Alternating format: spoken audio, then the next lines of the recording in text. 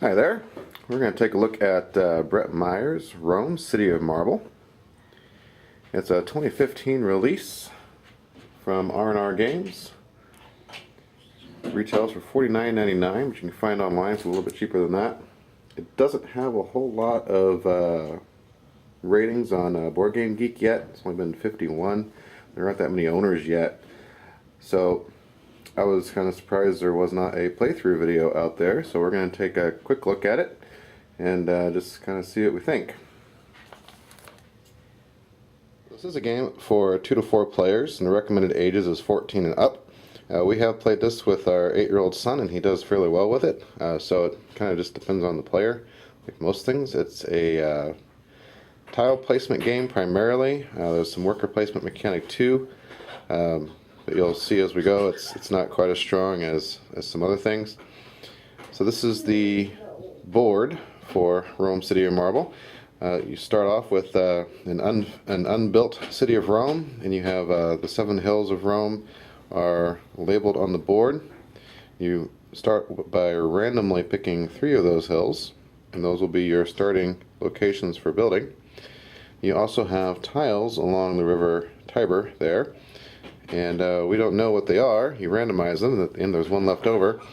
But when you build over those, you get to take the river tile, and there are end-game points on the back of those. The game is built with these neighborhood stacks over here in different colors. We'll talk about what those colors mean as we go. We have a score track around the outside, a bank with some fountains, and here are our civic buildings we'll build. We have temples and bathhouses and theaters and coliseums. This is your player board.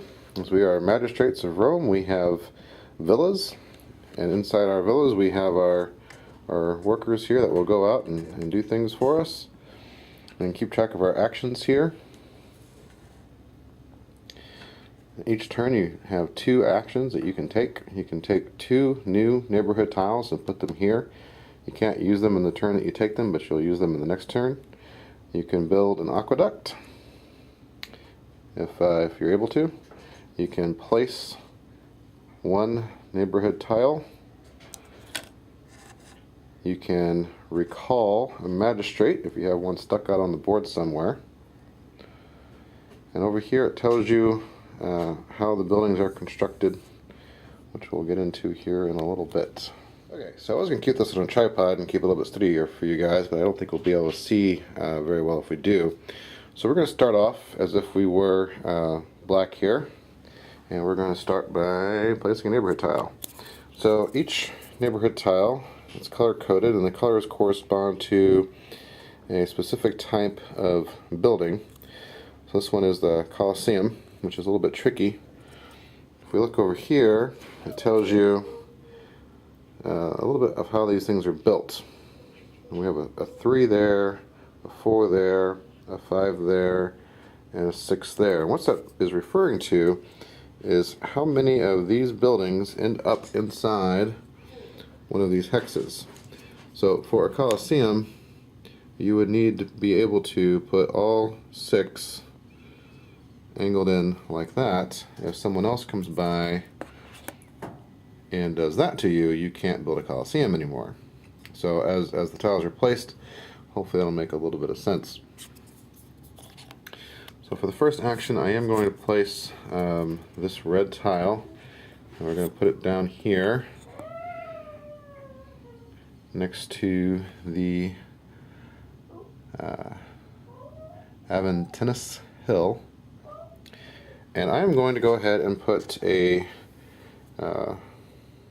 guy on that tile. So that gives me influence on that tile so long as a Colosseum is built. And that was actually probably a really bad idea, because looking at it, it's going to be very hard to build a Colosseum there. But for my second action, we're going to take another one of our initial 4 tiles, and we're going to place it right next to it so that I can get a river tile right there, I was holding that off camera. And now we already have 1, 2, 3. We have half of our Coliseum built already. I'm just going to take this river tile and I'm going to put it over here with my stash so that we can use it for points at the end of the game. I did forget to mention at the setup of the game, you do start with one neighborhood tile of each color. When 3 of those neighborhood tile stacks are depleted, then that triggers the end round of the game. So, blue player over here is looking at the board and saying, we have a opportunity here. There is a construction site that is very close to being finished, but we can do that very easily with 3 or 4 buildings this turn. And look down here, 3 buildings gets us a temple, which is 2 points. 4 buildings gets us a bathhouse, which is 3 points. So we're going to try for the bathhouse. So we're going to come over here, and the first one, it doesn't really matter which color we use, because we're not going to use that type. And we're going to put it right in there. So we have 3 buildings in that construction site. And then we're going to come down here, we're going to take a blue tile for a bathhouse, and we're going to place them right there. And that is my little helper, who I'm going to see what's going on. Okay, I'm back. So I placed a blue magistrate on that blue tile so that blue has control over this construction site, since it is a 1, 2, 3, 4. 4 makes a bathhouse. So the bathhouse can go there. And then I place a cube on top to show ownership. And blue gets to start going up the scoring track over here, all the way to the 3. Now, since we were able to do that, blue can now come over here with his little worker and hang out by these stacks of, they're called Imperium. Again, color coded. Now, if blue had put a guy, just say he put it on yellow to start with, and then we finish the bathhouse, well, then we have a problem, because the four houses make a bathhouse and not a theater, so no one has influence over that construction site. And then instead, we would have to place a fountain, which doesn't get you any points, but then your worker comes up here to the treasury and can get a coin, which is good for 1 point. So, since he's not fulfilling his promise of staying quiet, we'll introduce you to the helper, Reed. Say hi. Hi. So he's playing in the background. Hopefully we can still hear what we're doing. So that's the end of Blue's turn, since it's he's taken 2 actions. So we come back over here to Black. So Black still has 2 neighborhood tiles to work with, but needs 3 more to finish this Coliseum. And just kind of in hopes that no one else messes it up for him, we're going to go ahead and place these 2 tiles like that. That way, even if blue comes in here and places a tile, it will still be a Coliseum. The only danger to that is if blue places a red tile and puts a magistrate on it, then they share control of the construction site, which leads to a fountain being built. So that was 2 actions. Blue's turn is over, or Black's turn is over, sorry. We come back to blue, and blue has to decide if he wants to be a jerk and do that, or if he just wants to get some points, because we can take this temple tile and we can come right over here and we can build it here and take the river, put a magistrate on that so we control a temple construction site. That's a temple because there are 3 buildings in the hex. Tells you right here, 3 buildings in the hex. And there we go. And then he gets to come over here, and we forgot. At the end of his last turn, he can take this guy back and get a coin. And he can take this guy back and get his blue Imperium.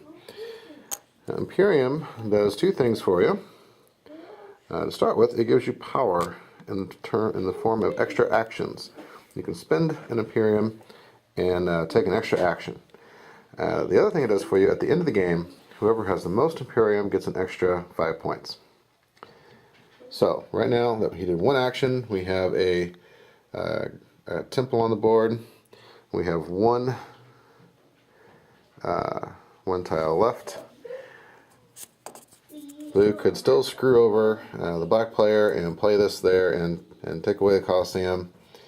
But blue sees another opportunity down here to get some points in the form of laying it down here, because that will take a river tile. Now this is interesting because if he places a magistrate here, it's a wasted magistrate because you can't build a Colosseum, and therefore you can't have influence over this construction site that would be a temple. So nobody has influence here since black did not place a magistrate, so it becomes a fountain. And then blue can take his magistrate over to the treasury again. So let's see, that river tile was here. I'll show what that looks like on the back of them. So that was worth 2 points. So we're going to go there. And that was blue's 2 action. We see we've used up all 4 of the initial neighborhood tiles. And we're going to go ahead and take these back so we don't forget. I like to stack them on the colors. I don't think it really matters. Dink, dink. There we go. Now we come back over here. Now black is out of neighborhood tiles. We still have this poor Colosseum construction site sitting here unfinished. So one of the black's actions, we can take new neighborhood tiles over here. You can take 2. They cannot be the same color, but we can take a red so that we have it. And we'll go ahead and take a yellow.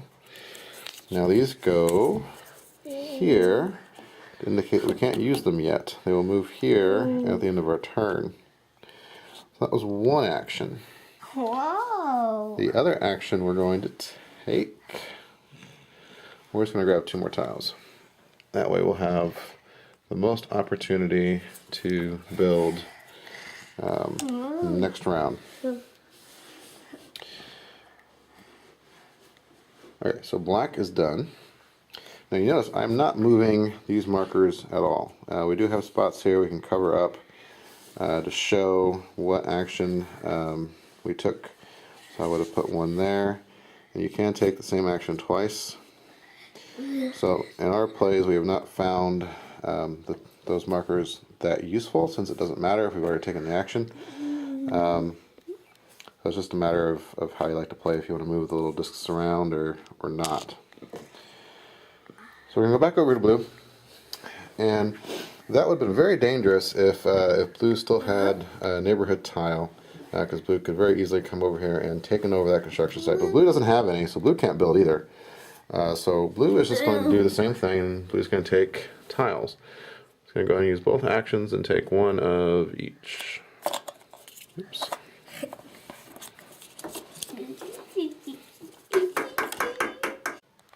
Okay, back over here to black, and we get to finally finish this construction site. So notice that we can build on top of the river, but we cannot build on top of these hills that were put down. So now we have a Colosseum. It's finished. So we take a Colosseum tile and we place them there. And black is finally on the board. And we go ahead and take the magistrate and put them over here to get the Imperium. But now the fun thing is a Colosseum is worth 8 points. So it took, what, 3 turns to get here. But black is now in the lead, even though black only has one building and blue has two. That is most of the things you can do in Rome. What we haven't talked about are aqueducts, which are over here. We have three of them. You have a gray, you have a brown, and you have a white. They're a little bit special because when you connect to an aqueduct for the first time, let's just put some tiles down here. I won't do a full playthrough. So now we are touching the water source, and you must immediately take the three aqueducts that are there and add them on to help complete the aqueduct. Now they have to go along the outside of your neighborhood tiles, and the point is you want to connect all of your buildings to an aqueduct, because a well-watered neighborhood is a happy neighborhood and will give you 2 extra points per civic building you control that has water at the end of the game. The other in-game scoring mechanism out here are these fountains. Every civic building that's adjacent to this will get an extra point. So with the aqueducts too, another point is your supply is limited. When you run out of white, you can't build the brown onto the white. You would have to connect to another water source, either the brown or the gray, and add on over there. So you do have that, and again the board's telling you what to do. There's the 3 unfinished pieces laying there next to the aqueduct that's just spilling water all over the place, causing a big flood, waiting to be added to the end and become useful. That is a general overview of the gameplay of Rome City of Marble. And I will put the camera on the tripod and give you my overall review. Alright, so there we have it. That's Rome City of Marble. We looked at pretty much everything you can do in the game. My wife and I are big fans of tile laying games and worker placement games, area control games.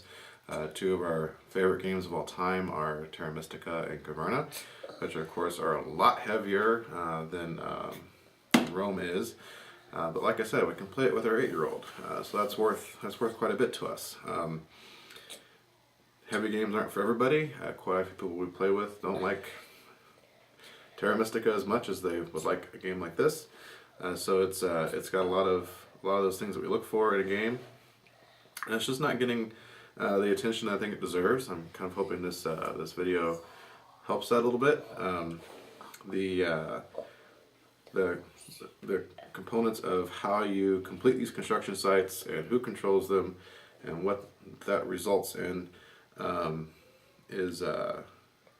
puts enough strategy in the game that it'll keep us interested for a long time. Another thing we really like about it, we call it social studies components in some games. This game teaches you a little bit about the ancient city of Rome. The starting player mechanism in this game is whoever was most likely to have been raised by wolves. Read. Shh. Sorry. Whoever was most likely to have been raised by wolves. And if you remember your Roman mythology, Romulus and Remus were the founders of Rome, and they were raised by a wolf. And so my 8-year-old got a big kick out of that. If you've been hearing my 4-year-old in the background, you can imagine that our whole pack qualifies as being raised by wolves, I think. So again, overall we like it. It's only rating currently in the 6s on Board Game Geek. I put this in the 8s category. It's a game that we'll play relatively frequently. So Rome City of Marble, check it out.